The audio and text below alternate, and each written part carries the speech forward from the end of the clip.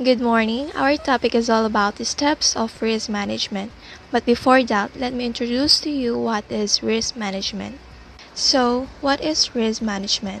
Risk management is a process of weighing policy alternatives to accept, minimize, or reduce assessed risk and to select and implement appropriate options. Implementation of the risk management decision will usually involve regulatory food safety measures, which may include the use of HACCP. So it is important practice that helps to identify and track the risk. Because not knowing about the risk that can affect is that it can result to losses and accident. So while the importance of the risk management is, it tells about the threats. While having the absence of risk management, it would face to heavy losses because they've blindsided by risk. Goal of risk management.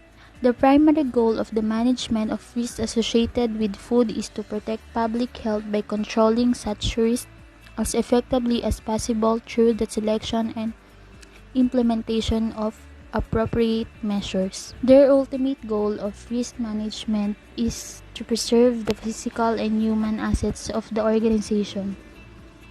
Para maging successful ang gagawing solusyon at tinutukan din nila na maiwasan ito bago pa dumating ang isang peligro.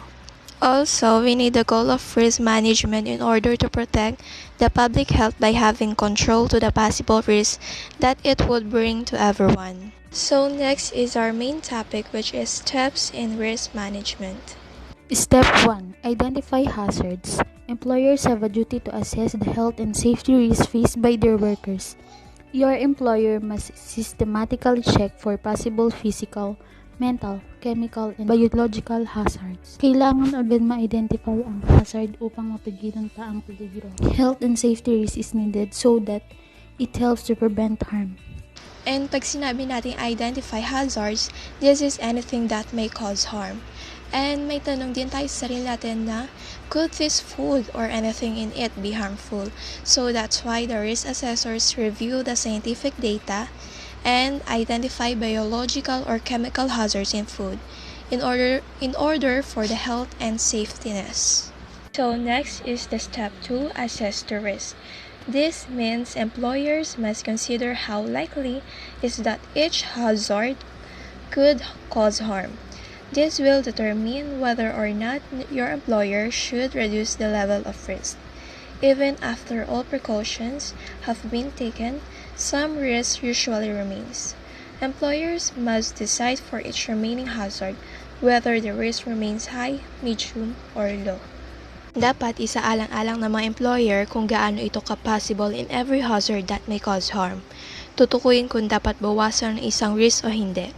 Kahit na matapos ang lahat, some risk usually remains.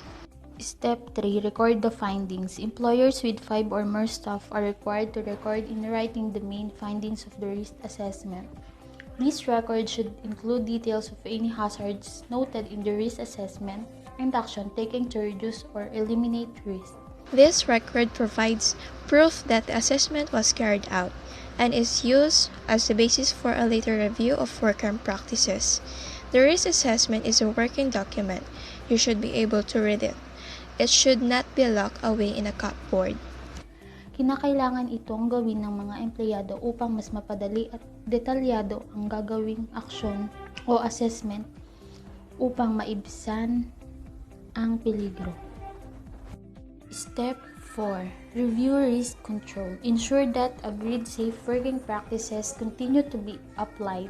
Take account of any new working practices, new machinery, or more demanding work targets. Sinasabi dito na kailangan na ma-evaluate muna ito ng supervisor o mas nakakataas na management upang mas malaman ng staff o empleyado ang safety methods na gagawin sa trabaho.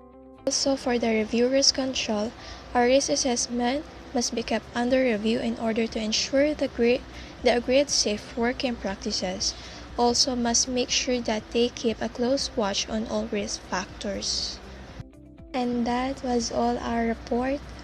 And I hope you've gained knowledge and we've given you to a knowledge about the steps of risk management and what is risk management.